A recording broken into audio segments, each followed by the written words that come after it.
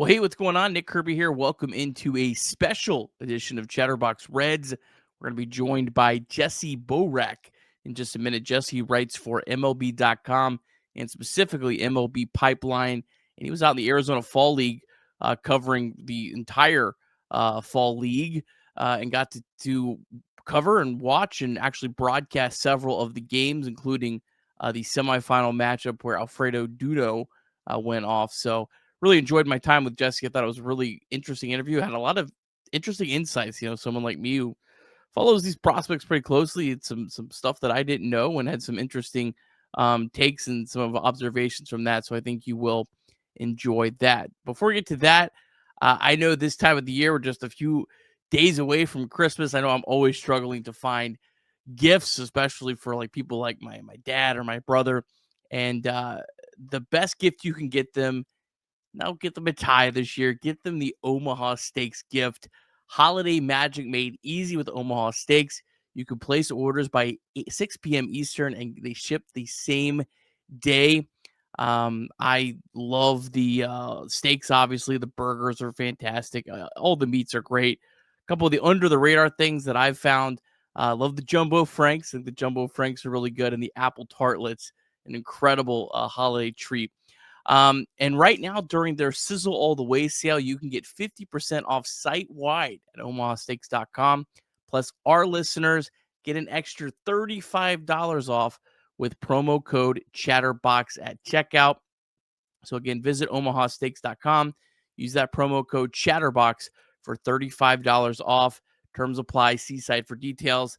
omahasteaks.com, code Chatterbox. All right, well, without further ado, here's myself and Jesse Borek. All right, pleased to be joined now by Jesse Borek of MLB.com. Jesse was out in the Arizona Fall League covering the games. I believe he actually called some of the games of the semifinals on MLB.com. How you doing, Jesse? I'm doing great, man. It's always good to be in Arizona. Like I say, I'm still coming off a high almost of being in the Arizona Fall League for 6 weeks. If you've never been out to Arizona, if you've maybe only come out for spring training before, definitely consider making the Arizona Fall League part of your stop at some point. It's just nonstop baseball for 6 straight weeks. What else can you looking for other than that? Yeah, it looks like from a lot of the games, maybe outside of like the All-Star game in the finals, you can get a pretty good spot to sit, and you can't. Where else can you sit behind home plate for $15, man? That's what I'm saying. You get down there, you get to see how big some of these guys are, how high level the competition is. It's really exciting. Yeah, some legitimate future superstars. Pretty much every superstar we've seen probably played in the Arizona Fall League at some point. Jesse, before we get going, kind of tell us a little bit about like what is your role with MLB.com and prospects? What all do you do? Yeah, do pretty much a lot of it. It's like a human Swiss Army knife in a sense. So during the season, I'm the night editor. So anything you see coming from our website in terms of stories, anything you see coming from the MLB Pipeline social media accounts, playing a big part in that. Also do a little bit on the side of whether it's writing, what it's going to do, different things on that side. But also, I'm here in Arizona, so I get a chance to cover the major league teams during the season when they come into Arizona. So it's all prospects all the time over at MLB Pipeline for us. So definitely the place to come check out. I also had the chance to take over the top 50 international prospects list this year. So we had that release come out in September. Definitely check that out for the 2026 class. I look down at my thing. I see December 2nd. We're barreling towards International Signing Day on January 15th. So that's a huge part of the season for me as well, and for those kids. And I'm really looking forward to that. All right, my brain's already turning. I'm going to ask you to come back and talk about the international. Yeah, hey man, nothing but time. Nothing but time. Oh well, Jesse, tell me a little bit about like the Arizona Fall League. I've watched some of the games, but what's kind of like the feel for the players? I guess like my bigger question is like, how serious do the players take it? Is it are they approaching it like it's a spring training, like I'm working on improving this thing, or are they actually competing to win? Yeah, I think there's some, I guess, like, it's an interesting question, Nick, because throughout the regular season, we get to talk to players. I get to talk to players from 30 different organizations, right? And it's always, I think fans see things through the lens of like, how will this player impact the major league team. And that is ultimately the goal for any organization, right? But I think it gets lost a little bit. Like, these guys are competitors, man. Like, we've always joked, like, hey, like, go talk to that guy. And it's like, yeah, his team just lost. But like, these guys are competitive, even in the Arizona Fall League. I think a lot of them bring that mentality of, if I'm going to take the time out and go to Arizona for 6 weeks and stay in an Airbnb or stay in a hotel or whatever it's going to be, not be with my family, not be in the offseason training, they're going to take it really seriously. And so I think you see that. I mean, it definitely varies. I think there are times we've had guys maybe back on major league rehabs or things like that, where they kind of just show up and do their work and get out. But I think for the kids that are still at the lower levels of the system in particular, this is kind of their chance to like be on the big stage. Is it hard for like batters? 'Cause I know there's a lot of pitchers. I know one of our Reds pitchers really struggle with this. There's a lot of pitchers that really struggle with command. Like for the hitters, is it hard because like if they're trying to work on like being aggressive at the plate and they're not seeing like any strikes, is it kind of hard for the hitters? Yeah, I think you see that like across the league, right? Is that, I think in the past couple of years in particular, teams have been very focused on sending guys who need to get innings, which is and it's a great opportunity to do that. But I think what happens is, if a guy is coming back from a shoulder injury or an elbow injury, the last thing to come is going to be the command, right? And so even for a guy like Rhett Lowder that was there, a guy with 6 major league starts under his belt, like the command was not there. Right. And so you are right. Like, to a certain extent, guys are trying to get in there and get their at bats. And, sometimes the walks can be a little thing. It can be tough. But I also think it's a big thing for guys that, maybe have played at single A or high A to go into a game and be like, oh man, I'm facing Rhett Lowder now in this start, or I'm facing this triple A reliever throwing 98. Yeah, the command may not be great, but I think it's really a good learning opportunity for everybody on both sides. All right. Well, the first player that I have to ask you about is Alfredo Duno, who really kind of took Reds country by storm when he had the 3 home run game in the semifinals. Started off pretty slow. Was taking a lot of walks, but that was about it through the first couple weeks. But really turned it on at the end. Only 19 years old. What was your impressions on him? Yeah, you're right.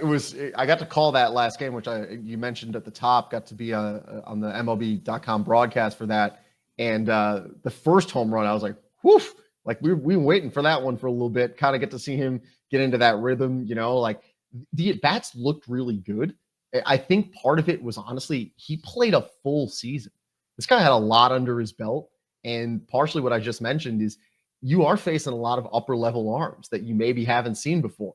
And, I think fans look at it and they look at the raw numbers, right? You look at Duno's raw numbers. He led the Florida State League with 18 home runs. He was 5th in the minors with a 164 WRC plus.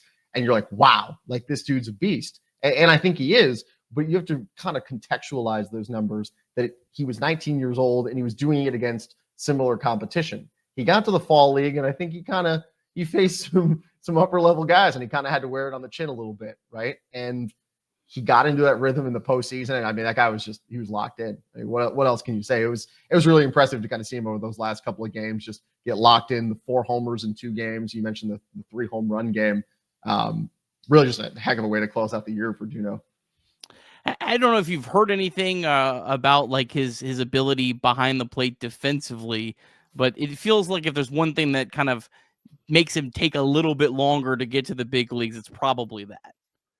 Yeah, it's interesting. For everybody sees the power exploits, and as someone who has shaken hands with him and stood next to him a couple times, he's a big dude, man. He is a big human being, and that's actually good. Right? You hear about they want a big target behind the plate to throw to. Reds fans know about Tyler Stevenson and kind of how nice that is to have a nice big target back there.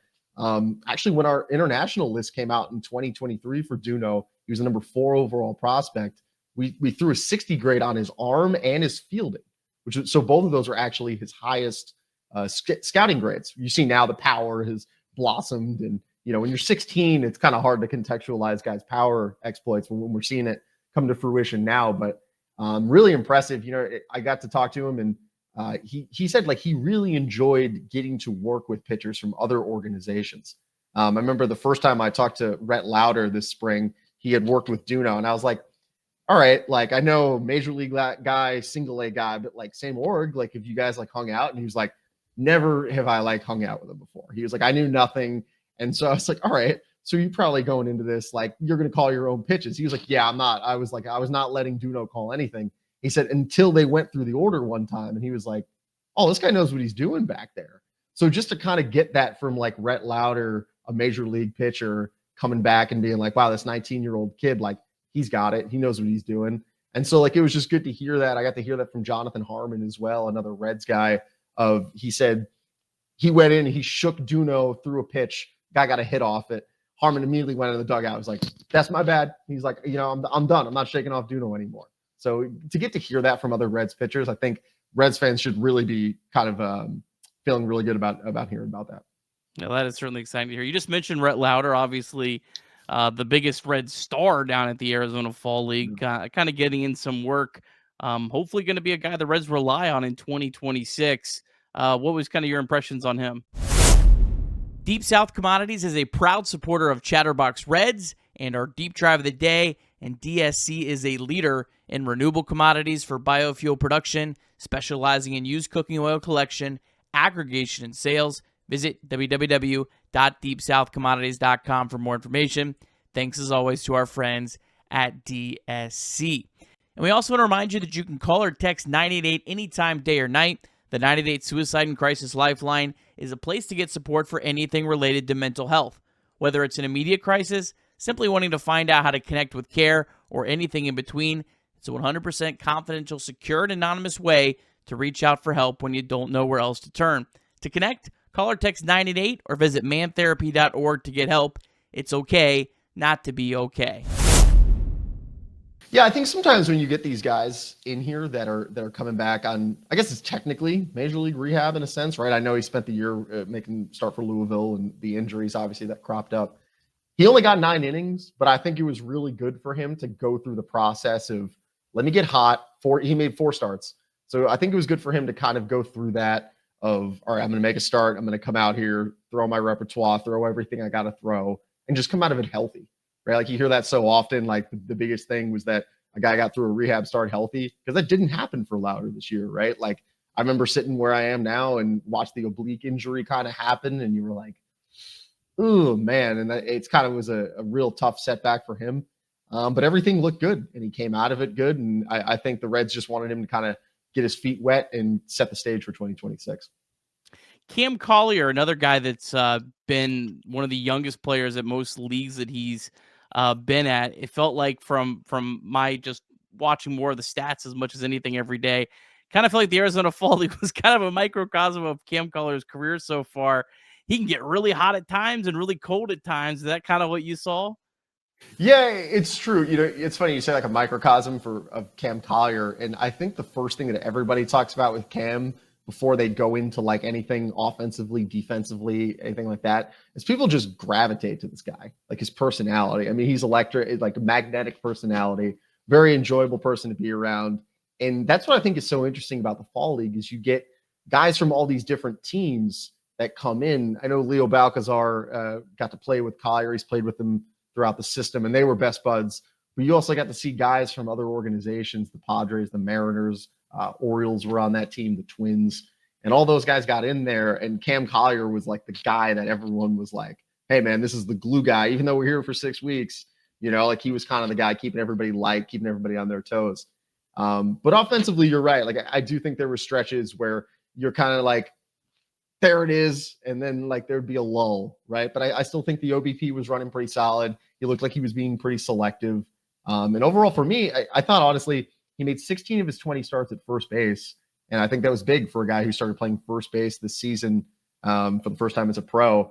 And it was kind of like a awkward gazelle out there running around a little bit. But I think like he made all the plays. Like we would be in the press box or sitting down behind home plate. We're like, okay, and he made the play. Like, like it's like you can kind of see it all the gears starting to work there for him.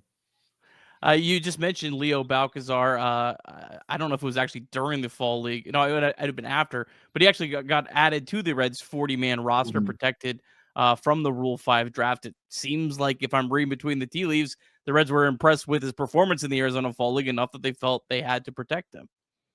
Yeah, I mean, he was on fire. There was a point where I looked up, and I think it was the day after I had spoken to him, and he had 20 hits in his first 13 games.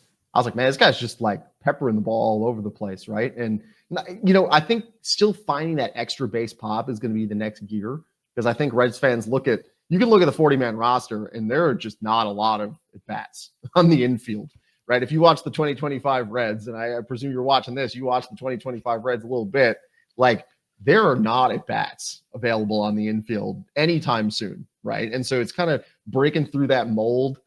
He got to play third base in the fall league just because I think most teams will usually send guys that can play short. And so Balcazar was one of those guys, and they were like, look, man, like you're going to have to play third. You're going to have to play second. And he was cool with that. He said he was, open arms, like I'll do whatever. And honestly, I think this is like a good thing to note. And Reds fans got to see a little bit of this with Ellie this past season, where Ellie got to talk about how important he found doing interviews in English so that he can kind of communicate with fans and things like that. Balcazar, who's good friends with Ellie, said the same thing, right? And so every time he talked to me, he wanted to do everything in English. He would go talk with fans down the line. He wanted to practice his English. So things like that are really impressive from like a 21-year-old kid to kind of have that awareness of like, hey, this is how I can kind of like separate myself. And he wants to be a part of this long term. He's a guy that I think might be closer to the big leagues than I think a lot of people think, because of what you mentioned, his position flexibility, where he could maybe just get on a roster as a utility guy. And maybe also, not to be unfair to him, but I don't think the Reds are necessarily penciling him in as an everyday player in their future. Do you think he could maybe sneak on the big league roster if things really fell his way at the end of next year? Next year, I think that's a little bit of a tough call, just because I think I would need, he'd need to really have a significant jump forward this season. I would think he's a guy that's probably more in play for 2027. But Reds fans look back. I was even shocked to realize this. He played in his first Cactus League games when he was 17. So, like, to your point, Nick, like they believe in this guy, right? Like he's played in Cactus League games for each of the last 4 years now, right? So this is a guy who's been kind of in the system, and they've brought him along one stop at a time. Got up to Chattanooga last year. So, like, I think he's going to need a little bit. He might start back at Chattanooga, and then if things go his way, I mean, you saw it this year, right? Like Sal Stewart, bat got going at Chattanooga, bumped him to Louisville. Bat was hot, found himself in Cincy. So it's, like if the bat gets hot, to your point, I think a lot of the time when we talk about prospects, as fans kind of lose the plot a little bit about, all right, this is the guy now. He's going to play second base. He's going to play third base. And I think in the case of Balcazar, like you're right, this is definitely like a utility infielder profile, which can be super valuable to a roster and something that I think Tito Francona would love to have in the clubhouse. Trevor Kuncl, one of my favorite stories this year, among Reds minor leaguers, signed out of independent ball and had just an incredible year at Chattanooga. Ended up being their closer. I think I saw a StatCast. He was hitting like 98 miles per hour. I don't have access to search every game, but I dug through some individual games and I thought I saw 98 miles per hour from him. Seemed like he was pitching really well up until the very last game. Yeah, no, he was. He was sitting around 96. Was kind of what I had on the charts that we're working off. Is he was sitting 96. He's got this like cutter slider hybrid thing that when you ask guys like, what are you throwing? And they're like, I grab it and throw it, So like whatever StatCast has got that, whether that's a cutter or a slider. But he really stood out. I think as you talked about it in the open, like you throw strikes in the Arizona Fall League out of the bullpen, people were like, whoa, who's that guy? Right. And so for a while, that was Kuncl. I mean, 15 Ks and 7 2/3, like racked up the strikeouts, kept the walks kind of, under control. The Reds have done this over the last couple of years. Got to see Big Sugar, Zach Maxwell a couple of years ago. Got to see Luis May last season. And, you can kind of carve out a profile. This is a guy, Kuncl, who spent 3 years in the Frontier League pitching, right? I mean, he was at the Perfect Game Collegiate League back in 2018 as a hitter. So, this is a guy who's kind of had a wild ride in professional baseball. And to get on the stage of the Arizona Fall League, I think he put himself on people's radar a little bit more than he already did this past season with those 20 saves. And he'd be a fun story if he gets to the Reds, because I don't know if you know this, he actually went to St. Xavier High School in Cincinnati. So he's a local kid. So I know we're all rooting for him. We have some people that watch our show that actually went to school with him, and so a cool story. We'd love to see him kind of make that that leap up. You mentioned this before we started recording. I'm so glad you did. The manager for these guys was the Reds' AA manager last year, Julio Murillo. Murillo. Yep. You had some fun impressions on him. Yeah, I think he was one of those guys, again, that was just able to that's a tough role, right? I mean, you come to the Arizona Fall League, you're done with your own season, and you got to learn all these new players. I think in Murillo's case, like, he was doing it in both languages, right? So, guy, Venezuelan native, been in the Red system since 2010. I know he coached with the ACL club back in 22, had a little bit of time with Daytona. Really an impressive guy overall. I think we've seen over the years managers go from managing in the Arizona Fall League. Warren Schaefer, the Rockies just named the full-time Rockies manager. He was back in the Fall League. He was a manager a couple of years ago. Last year we had the Salt River manager go on as the Miami Marlins third base coach. So I think these are names that when you're here in the Arizona Fall League, like, people see it as it's an honor to be selected as a player. It's also an honor to be selected as a coach. And these guys are the best of the best throughout the minor leagues. And I think that was, I appreciate you, Nick, bringing that up, because I think it was really important for him to kind of get a little bit of publicity coming out of the Fall League. He actually, correct myself here, he was on the AAA Louisville Bats coaching staff in 2025, but previously had coached actually with the Daytona Tortugas for a couple of years. So he, like you mentioned, he has really been all around the Reds organization, but certainly a guy, if they're sending him out to Arizona Fall League, they must have some confidence in, and maybe he'll sneak his way onto the big league coaching staff here at some point. Yeah, you never know. That's the goal, right? Is like, you get to see so many of these guys, and they all move up through systems, and people are taking notice of them just as much as they are kind of taking notice of players as well. Well, Jesse, I really do appreciate your time. Thank you so much for taking some time to join us and share your observations. Really did enjoy your coverage, not just your broadcast of the game, but you wrote some really great stories that we were able to follow along throughout the Arizona Fall League. So really do appreciate that. Yeah, thanks, Nick. I appreciate it. Thanks to all the Reds fans for following along. Going to be busy off season. Looking forward to kind of seeing Reds prospects in 2026 and who joins, of course, from the international class here coming up next month, and all the coverage. We'll have it over at MLB Pipeline moving forward.